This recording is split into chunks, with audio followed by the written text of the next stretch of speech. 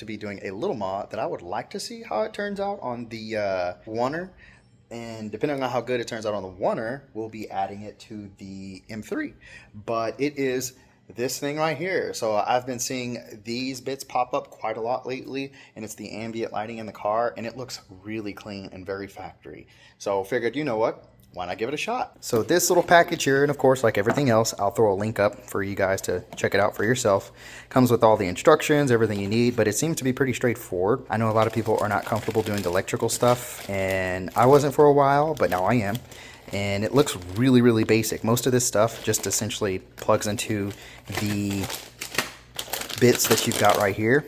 These little controllers, including the master controller, and you basically just line up everything in car like you want it and apply the strips wherever you would want them to go.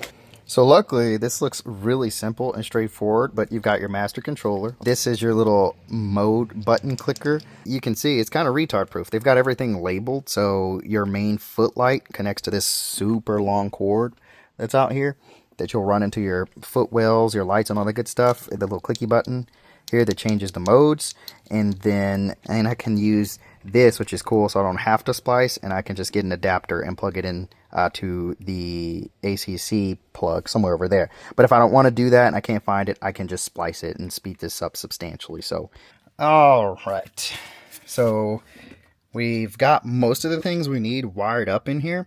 I haven't started it yet, but we are going to see what this looks like. I've already wired my stuff. I tapped it into the ACC cord here, and then I grounded it under this.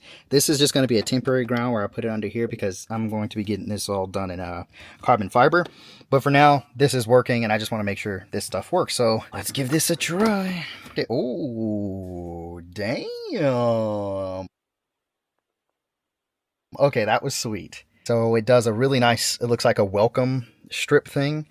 Probably doesn't pick it up super bad. This is extremely bright. Like it's as you can see, it's super bright outside where my camera's having a hard time picking all this up. So far, guys, so good. Looks like I set everything up. So now we just got to get this thing wired correctly. Wait for it to probably get a little bit darker outside and give you a better view of what all this stuff looks like. So we are mostly wrapping everything up.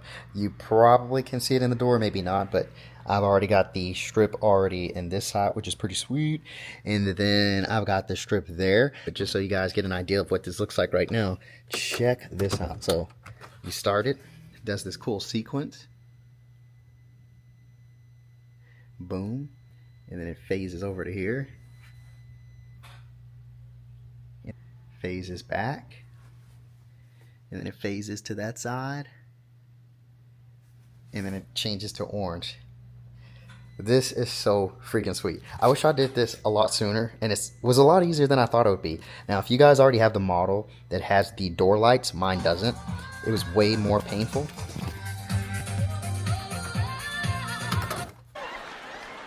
That's a damn shame.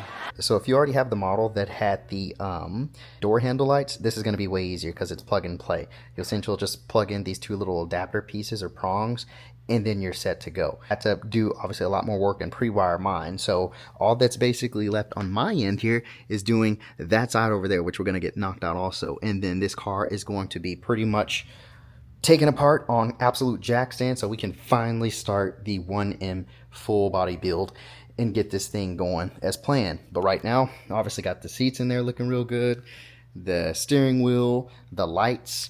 Then we're going to eventually do the ripping out of all the headliner and doing Alcantara pretty much everywhere. So Alcantara pillars, Alcantara headliner, and then, you know, Alcantara, all this stuff too, black. It's just going to be really nice. We're going to make a really solid build with this car. But let's just finish this up so we can be done with these lights. So now we get to the good stuff. Taking the door off is actually fairly easy. Probably one of the easiest doors I've taken off. You've got legitimately 3 screws. So one here, and then one right there. That's it. Once those are off, you get your nice little poppy tool, as I call it, and then you just stick it in and pop, pop, pop, pop, pop, pop. Then you just rip your door off away like that, and then you'll just keep doing that. I don't think I could do it with one hand, but I did nothing special. I literally put my thumb here, pulled away, and you can see the doors flapping like Arby's, if you know what I mean. No, you didn't, bitch. Now, if you can't get it to pop off from either one of those corners there, all you got to do is just grab the handle. So just grab that handle and just yank on that. And then, boom, it comes off exactly like this. You'll disconnect those two plugs, and that's all there is to it. Nothing fancy. Voila, it comes right off. So now we've got our entire door off, and you don't need to worry about any of this. I know on a lot of cars you do have to worry, but the car will still lock and unlock with absolutely zero issues on this, so pretty sweet. So once you've got the door off, all you need to do now is drill in from around right here. At least that's where I do it. And you don't need to pull this off, it probably helped.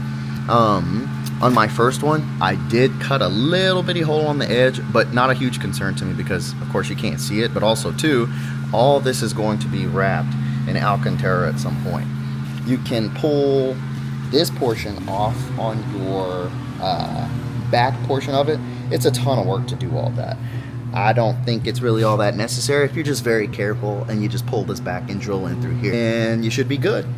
Alright, so if any of y'all have had questions where I put it in, you can do it however you want to do. How I want it is I put it right on this little bead right here. So essentially right next to this little piece and right here.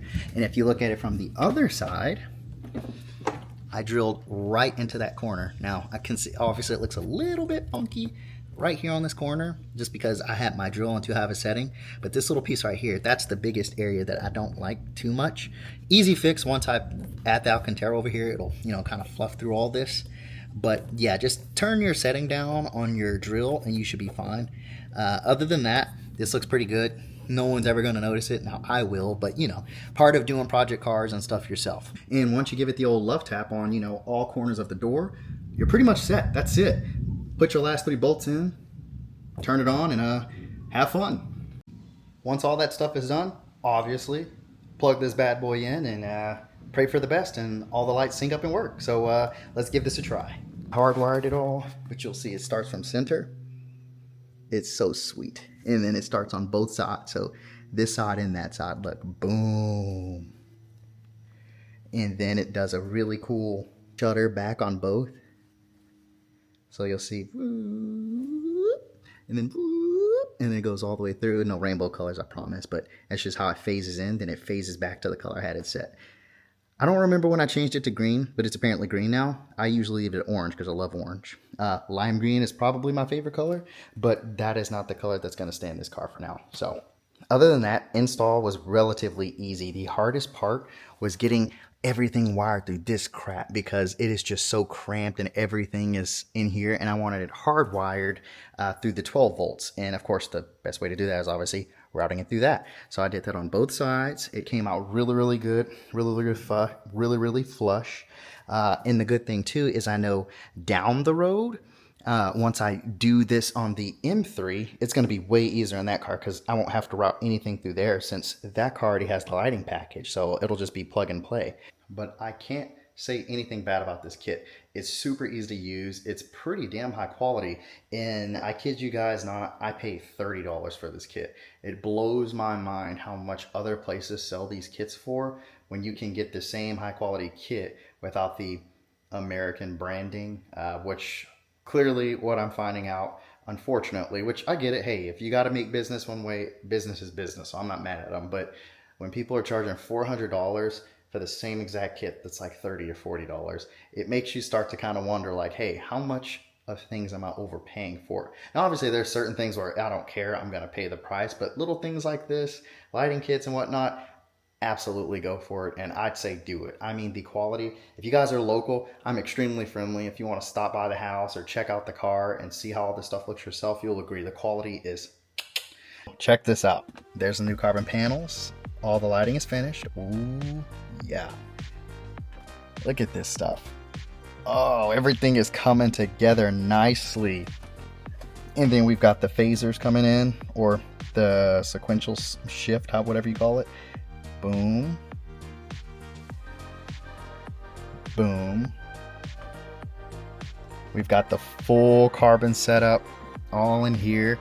I think I am getting a little bit more comfortable with it. I might actually do these pieces myself as well. I'm also contemplating doing this entire panel just because it would look badass. But this came out so good for essentially kind of like my first attempt after like a year and a half of not touching the stuff at all, and I wasn't a pro to begin with. But the look of this whole setup is just so nice, and it's starting to bring that quality to the car that I would have liked it to have from the factory. But I made it. Yeah, hard to believe. But again, it's not perfect. And there are a few areas on there that I would like to fix, and I probably will at some point, but I'm so content with how it looks right now. I have absolutely no plans to change any of it. But from what I'm telling you guys, just try this stuff yourself. Don't be afraid to mess up. Don't be afraid to waste a few bucks. The experience you gain from it, and just knowing you did it yourself feels really, really good. Now tell me what you guys think. You cannot tell me that does not look badass. And all it took was a little elbow grease and, you know, doing the stuff yourself and some patience. Now, if you don't care to do any of this shit and you want to just spend the money and do it, go for it. I was this far from just doing it, but my guy that's gonna do it has a 2-month wait. I'd rather not wait that long, and I'm kind of impatient, and since the car is currently up on jack stands, since it is getting the 1M conversion done, which I'll show you guys videos on that once it starts, but at the moment, not really all that important. Thanks again for watching. I hope you guys like the LED tutorial on here. Again, the link will be posted below. Y'all take care.